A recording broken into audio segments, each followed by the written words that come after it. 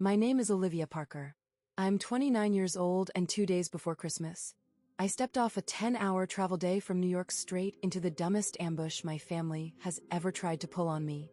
I barely had my suitcase up the front steps when my mom yanked open the door. No hello, no you made it, just this flat rehearse line. You'll babysit your sister's kids. We're going on a family trip. She was already turning away like the decision had been made weeks ago, and I was just another piece of luggage being dropped where it belonged. My sister appeared in the hallway juggling for kids in little puffy jackets. Cheeks flushed, eyes wild with pre-vacation hype. She grinned at them and said, loud enough for the whole block to hear, "Don't wipe your snot on her, kids." They giggled, actually leaned in to smear their faces on my coat while my mom laughed like it was peak comedy. 10 hours of airports and recycled air. Thousands of dollars in last-minute tickets and gifts, and I was the punchline. I didn't reach for a hug. I didn't even step fully inside. I just stood there on the threshold, hand still on my suitcase handle, and felt that familiar switch flip in my chest. The one that always comes right before I pay for something they can't afford or fix a problem I didn't cause. Only this time, I'd come prepared for a different role. I smiled, slow and small and wrong, and said, "You really should have checked your email before you said that." My mom's smile twitched. My sister rolled her eyes. "Liv, don't start. We have a flight in 3 hours." The kids were chanting something about snow and hot chocolate. Under all of that noise, one thought cut through my head like glass. Why am I always the only one expected to sacrifice and no one even bothers to ask if I'm okay with it? My mom's eyes narrowed as she asked, "What did you do?" And in that second, I knew this was the moment everything would finally snap. Before I tell you what he said and what happened after I walked out, tell me, what time is it for you right now? And where are you watching from? I'm curious to see how far this story will travel. What I actually said was simple.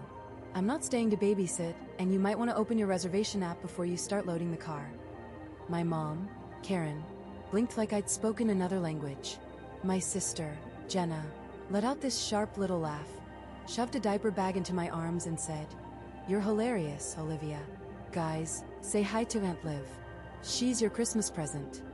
For kids barreled into me, 9, 7, 4, and a toddler on a hip, sticky hands grabbing, winter boots kicking my shins.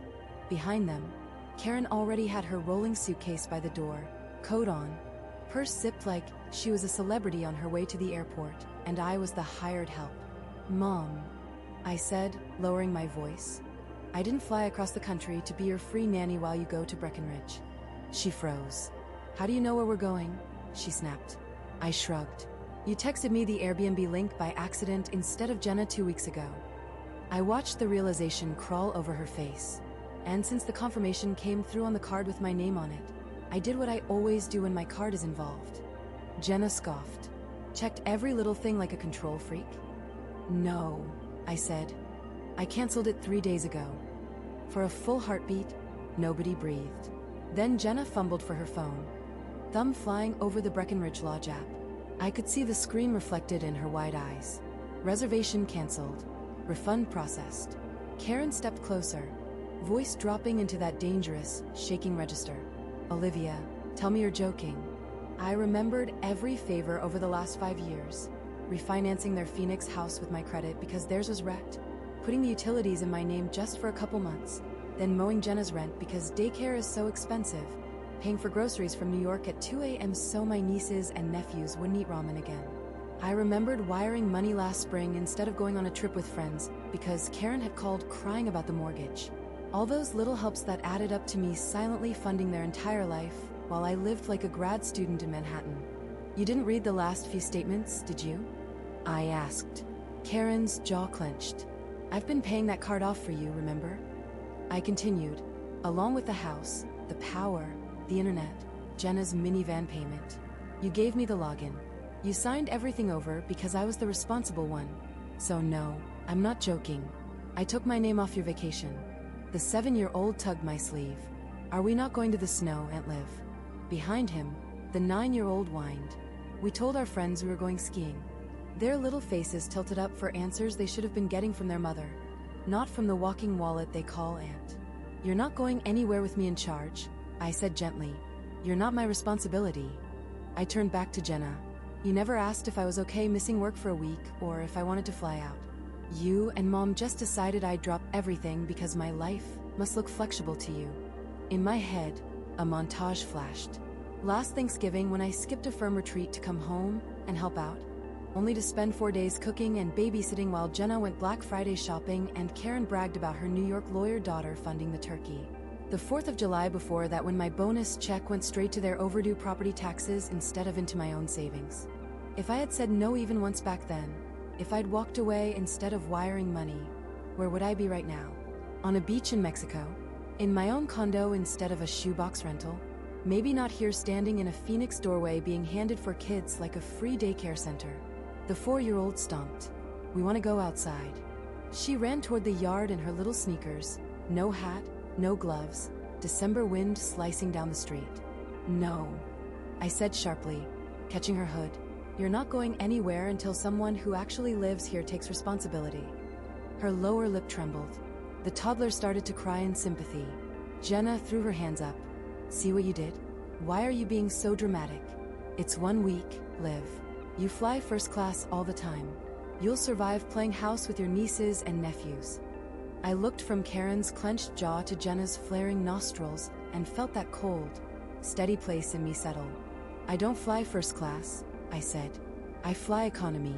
Then I send the upgrade money to you. Karen hissed. You can't just cancel our trip, Olivia. We already checked in.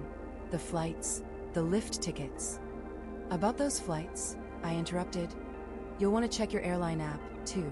Jenna tapped furiously, then went still. Why does it say these credits are in the name Olivia Parker? She whispered. Because I paid for them, I replied, and because I'm done being the default option. I didn't come here to babysit. I came here to stop. Karen's face went white, then red. You ungrateful, she started, but she didn't get to finish. The doorbell rang, a calm, precise chime that cut through the chaos. Jenna frowned, glancing at the clock. Who the hell is that? We're not expecting anyone. You're not, I said, sliding the diaper bag back into Jenna's stunned hands. I am. As the bell rang a second time, louder this round, a strange stillness settled over the entryway. This, I thought, as my mom's hand hovered over the doorknob, is the moment everything changes.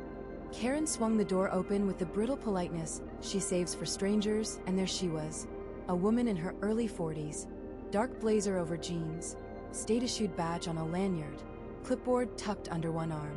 Good afternoon. I'm Sarah Miller with Child Protective Services, she said, offering a professional smile that didn't quite reach her eyes. We spoke on the phone about a follow-up visit. Karen actually took a step back. There must be some mistake, she stammered. We didn't call. I did, I said, stepping into Sarah's line of sight. I'm Olivia, their aunt. I flew in from New York. Sarah's gaze flicked over my suitcase, the cluster of kids half-zipped into coats, Karen's wheeled luggage, the chaos of half-packed bags and abandoned snacks on the floor. In that one sweep, I watched her catalog the scene the way I'd been cataloging my family my entire life. Is now still a good time? She asked smoothly. Jenna's voice knifed through the air. Olivia, what did you do? The last time I'd really looked at their lives without trying to fix anything for them was 3 weeks ago on a glitchy FaceTime call. I'd answered from my firm's conference room late at night. Stacks of contracts on the table, my blouse wrinkled and my brain fried. On their end, the camera was propped on a kitchen counter. 2 of the kids were in the backyard in t-shirts, even though I could see the frost on the grass, one of them barefoot, the toddler in a sagging diaper wandering dangerously close to the pool gate that never actually latched. Jenna was on the porch with a glass of wine, scrolling TikTok, while one of the boys stood at the sliding glass door sobbing because his hands were red and numb. Can you get inside? I'd asked him gently. Ask Mommy to put your coat on. He'd just pressed his wet face to the glass, leaving a streak, while Jenna snapped, He's fine, Liv. They're building character. Anyway, can you send me $200 for Christmas outfits? I'd ended that call and stared at my own reflection in the black screen. This exhausted woman who moved heaven and earth for people who couldn't be bothered to zip a jacket. Then I'd pulled up the state hotline and made a report. Not because I thought my sister was a monster, because the pattern was clear. The kids were afterthoughts whenever material comfort or her social life competed. I provided the dates, the screenshots, the texts where she bragged about free babysitting at mom's, going to party this weekend. CPS opened a quiet file, told me they'd likely start with a home visit. No drama unless they saw a serious problem. They'd asked when both the kids and the primary caregivers would definitely be home. The holidays, I'd said. They'll all be there then. Now. Standing in the doorway with Sarah, my heart hammered against my ribs, but it wasn't fear. It was the adrenaline that hits when someone finally steps between you and a moving train you've been holding back with your bare hands. This is ridiculous, Karen muttered, blocking the entrance. We take good care of our grandchildren. We're about to take them on a ski trip, for God's sake. Sarah's smile cooled by a few degrees. That's exactly why I'm here today, ma'am. We like to see how children are cared for in day-to-day life, not just when everything is picture perfect. It won't take long. Can I come in? Jenna hissed at me under her breath. If anything happens because of this, Olivia, I swear I looked straight at her and, just loud enough for Sarah to hear, said, "Nothing snorts going to happen if everything is as safe and stable as you keep telling me it is, right?" Sarah stepped inside, her eyes taking in the sink full of dishes crusted with last night's dinner, the half-empty wine bottles on the counter at noon, the space heater too close to a pile of laundry, the toddler sagging against Jenna's shoulder with a sucker stuck to his hair. I didn't need to explain. The house spoke fluently. "Where are the children's rooms?" Sarah asked. "I'd like to see where they sleep, what kind of supervision they have." Karen jumped in. "We were just leaving for the airport, so things are a little messy, but usually Olivia is here." Jenna snapped, jerking her chin at me. "She's always willing to help. She just picked today to have a meltdown." Sarah glanced at me. "Do you live here full-time?" "No," I said. "I live in New York. I'm an associate at a law firm. I pay their mortgage, their utilities, the car Jenna drives, and most of the groceries. I'm not the caregiver. I'm the funding." My voice didn't shake. It was flat, factual, the way I talk to a judge. "And I flew in because my mom begged me to come home for the holidays. She didn't mention this trip or childcare once." Sarah nodded slowly, scribbling something on her clipboard. "Okay," she said. "I'm going to check on the kids' rooms and the backyard. You're welcome to stay in the living room while I do that." As she moved down the hall, the kids trailing behind her like a little confused parade, I caught the youngest one's eye and gave him a small smile. None of this was their fault. They'd just been born into a family that treated people like resources instead of relationships. A nasty thought slithered up the back of my mind. If I really disappeared tomorrow, if I blocked their numbers, shut off the money, got a new email, and never looked back, what would they do with these 4 little humans they'd counted on me to absorb? Leave them with whoever answered the phone, drag them along resentfully while they chased the next distraction. Or, worst of all, actually have to grow up and parent. Jenna's nails dug into her phone case. "You are sick," she whispered. "You called CPS on your own family." I met her glare, feeling something inside me finally harden instead of bend. "No," I said. "I called CPS for your kids." The air in the living room went heavy and sour, while Sarah's footsteps creaked overhead. Karen paced behind the couch like a caged animal muttering. "This is going to go on our record. Do you understand that, Olivia? This could ruin everything. Do you want them to take the children? If you're doing everything right, no one's taking anyone," I said, though a part of me knew that for the first time in their lives, someone other than me had leverage over them. Jenna snorts, rounded on me, eyes wild. "You think you're some kind of hero because you pay a few bills? You don't have kids. You don't understand, okay? Your life is brunch and emails and fancy shoes. Ours is diapers and homework and no sleep. You're the one with all the free time and money. Of course you should help. That's literally your job as the successful one." The words hit like a slap, but not because they were new, because they were finally said out loud. That was the core belief under every guilt-trippy phone call and passive-aggressive must be nice text. I let the silence stretch for a long 3 seconds, then felt my mouth curve into a smile, so cold it scared even me. "You're right," I said softly. "It has been my job because I let it be, but jobs can be quit." Karen stopped pacing. "Don't you dare talk like that after everything we did for you." "Like what?" I snapped, the calm cracking for just a moment. Like letting me work 2 part-time jobs in high school while you spent my savings on a new SUV? Like pushing me to take out more student loans because lawyers make bank and then calling me ungrateful when I wouldn't open a credit card in your name? Or like this week, when you flew me out, here under the lie of family Christmas, just so I could be your unpaid nanny while you went to Colorado on my dime. Karen's face modeled. We were going to pay you something, she insisted weakly. Yeah. I shot back. Before or after the lift tickets? Before or after the spa day you booked? Jenna grimaced. How would you even know that? Her phone was still in her hand, the resort app open in the background. I tilted my head, because, like I told you, I've been paying the card you used.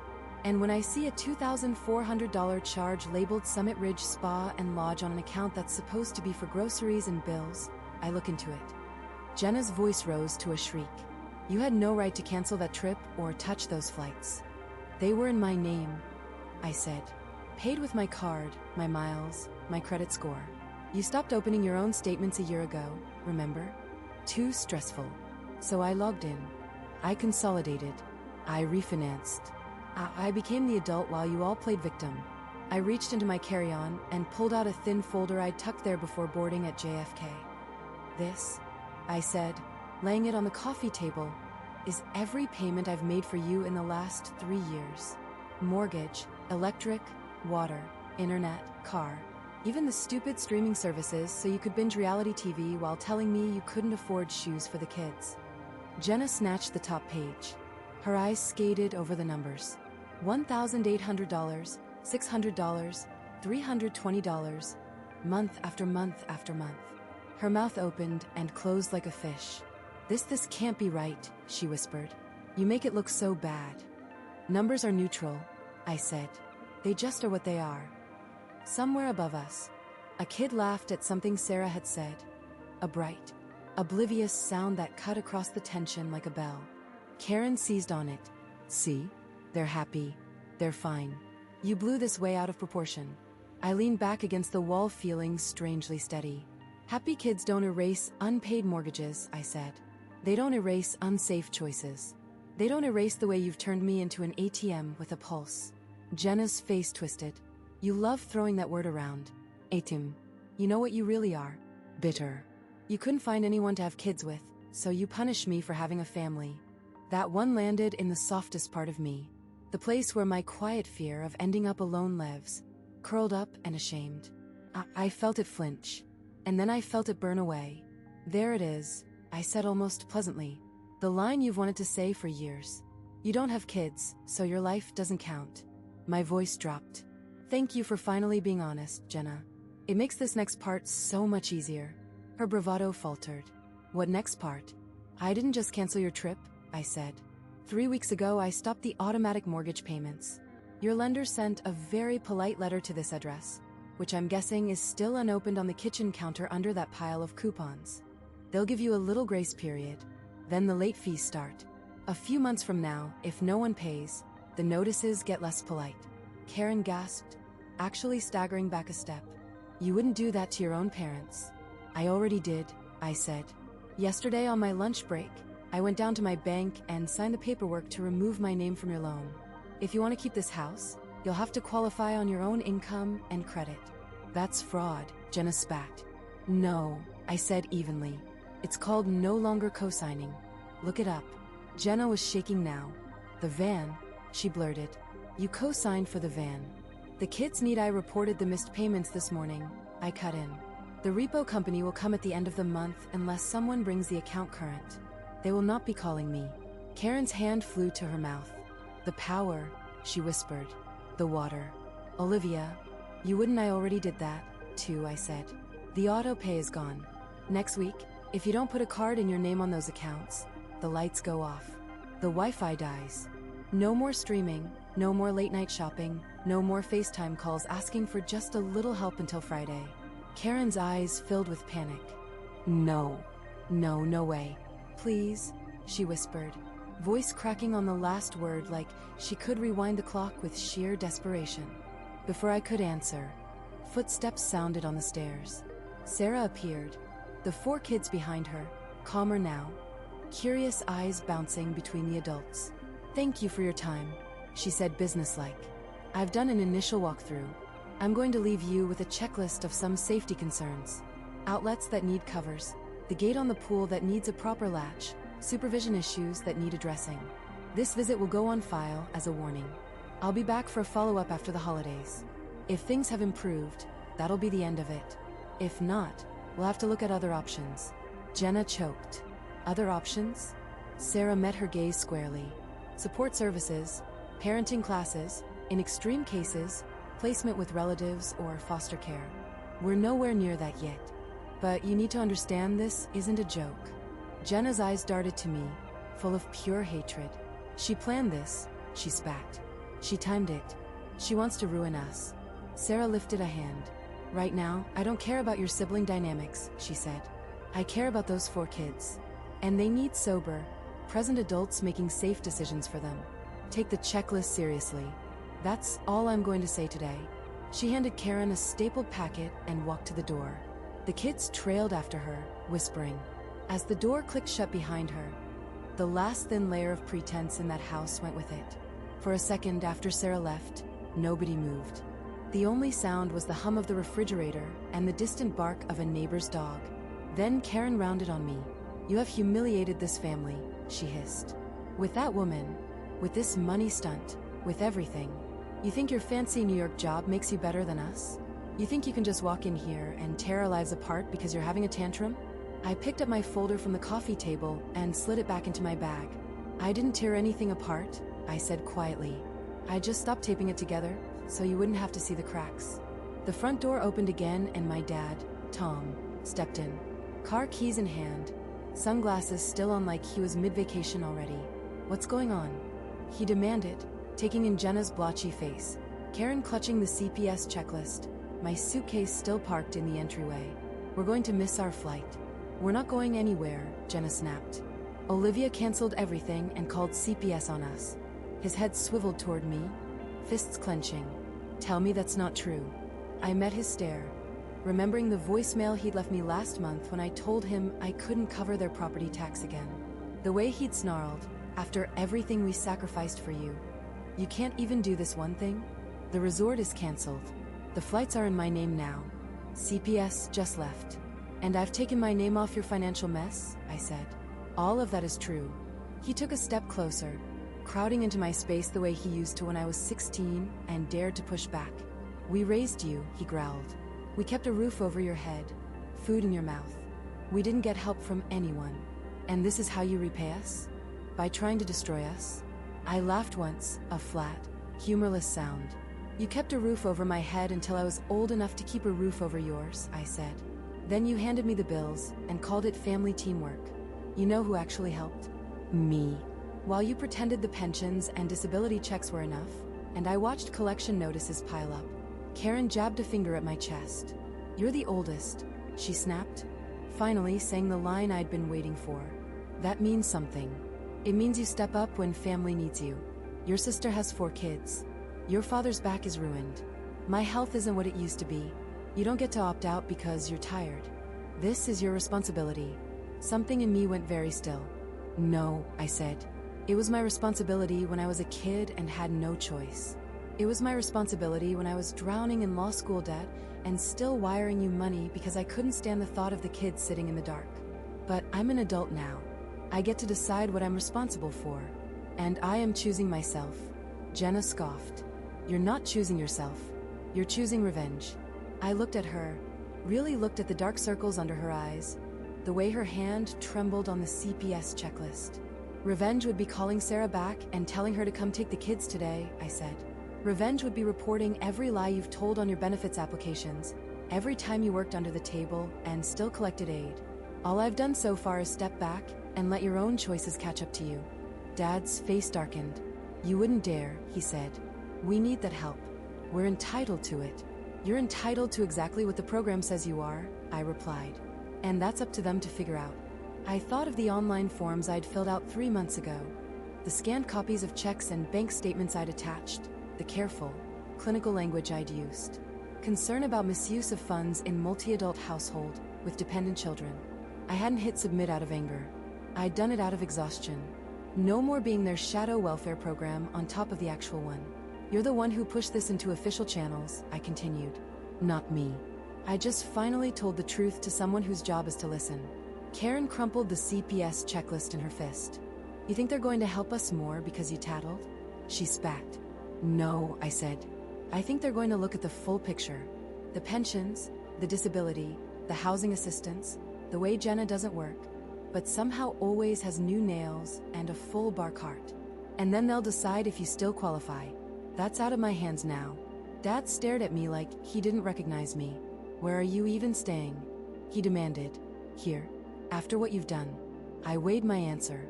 My new condo's keys were in my pocket, still shiny from the locksmith. I'd closed on it 6 weeks ago, scraping together a down payment from the crumbs left after everyone else's emergencies. I hadn't told a soul. The last time I mentioned maybe buying a place, Karen had immediately asked if there'd be a guest room for when we need a break. I was going to crash here for a couple nights. I said evenly. Furniture for my place gets delivered on Monday. His lip curled. Absolutely not. You don't get to burn the house down and then sleep in the ashes. You want to act like you're better than us now. Prove it from somewhere else. I glanced at Karen, half expecting her to protest, to say, Tom, she's still our daughter. She said nothing. Jenna's eyes were fixed on the floor. It was all so clear it was almost funny. As long as I paid, I belonged. The second I stopped, I was disposable. Got it. I said. No yelling, no tears. I grabbed my suitcase handle and rolled it back over the threshold I hadn't fully crossed. At the door, I paused and looked back at the three of them, huddled around a crumpled checklist and a canceled vacation like survivors of a storm they'd insisted wasn't coming. You're right about one thing, I said. I am the oldest. And for the first time in my life, I'm going to show you what it looks like when I make decisions for me. Then I stepped out into the bright, indifferent Arizona sun and pulled the door shut behind me. My new condo in Manhattan was the opposite of that Phoenix house in every way that mattered. Small, but entirely mine. Quiet. Paid for with my own signature instead of someone else's crisis. When I unlocked it that night, dragging my suitcase over the threshold, the place still smelled like fresh paint and cardboard. No family photos, no stacks of unopened bills with my name on them, but someone else's guilt. I dropped my bag in the bedroom, sat on the bare mattress, and just listened to the silence. No TV blaring kids' shows, no toddler crying, no phone vibrating with emergency call me texts. For the first time in years, the only person I had to take care of was me. The next morning, I made bad drip coffee in a brand new machine and watched the city crawl awake from my 10th floor window. I expected my phone to stay mercifully still. In my head, I'd already accepted that Karen and Tom would spend the week telling anyone who'd listen that I'd lost it. Instead, around 11, my screen lit up with a name I never thought I'd see there voluntarily. Jenna. For a full minute, I just stared at it, letting it buzz. Then I answered. Don't hang up. She said immediately, voice small in a way I'd never heard. Please, I'm not calling to yell. Okay. I said cautiously, you've got 5 minutes. She let out a shaky breath. I'm sorry. She blurted. For everything. For the way we ambushed you. For Mom's, you're the oldest speech. For that disgusting thing I said about you not having kids. She trailed off. In the background, I could hear cartoons and the clink of dishes, not the echo of an airport. We didn't go anywhere. She said quietly, obviously. The kids cried for an hour. Mom's in her room with a migraine. Dad's been on the phone trying to get a friend to undo what you did with the mortgage. But apparently, that's not how it works. A grim, petty part of me that I barely recognized felt a flicker of satisfaction at that. Why are you really calling, Jenna? I asked. Because Sarah called back. She said she's scheduling our follow-up sooner than she thought, because of some additional information that came across her desk. I knew exactly what that additional information was. 2 weeks after I filed my anonymous concern with the housing office, an investigator had reached out for clarification. I'd given dates, amounts, the way my money covered gaps that shouldn't have existed if the stated income and assistance were accurate. They'd thanked me and said that given there were children involved, CPS would be looped in. She mentioned an audit. Jenna whispered now. Of Mom and Dad's benefits. The disability, the housing vouchers. She said they'll be reviewing whether we've been honest about everyone's income and who actually lives here. And have you? I asked. Silence. Then, mostly, she said, which meant no. Look, I know we've leaned on you too much. Okay, I know. I told Mom that last night. I told her we can't just expect you to catch us every time. I'm looking for a job. At a daycare, actually. They said they need someone after the new year. I'm trying. There it was again, that tiny part of me that still wanted to fix things, to say, I'll cover you until you get your first paycheck. I strangled it in its crib. Good. I said instead, you should have done that 3 years ago. She sniffed. I know. I just needed you to know I heard you. And I'm scared. They took Dad's car this morning, Liv. Right out of the driveway. The kids watched. It was she exhaled hard. This is the first time anything real has happened because we didn't listen. Mom keeps saying it's all your fault. But I know that's not true. We did this. We put you in this position. I stared out at the slush-covered street below. You didn't put me anywhere. I said slowly. I walked into it. Over and over. I wired the money. I answered the calls. I flew home when Mom cried. I canceled dates, vacations, and sleep for you.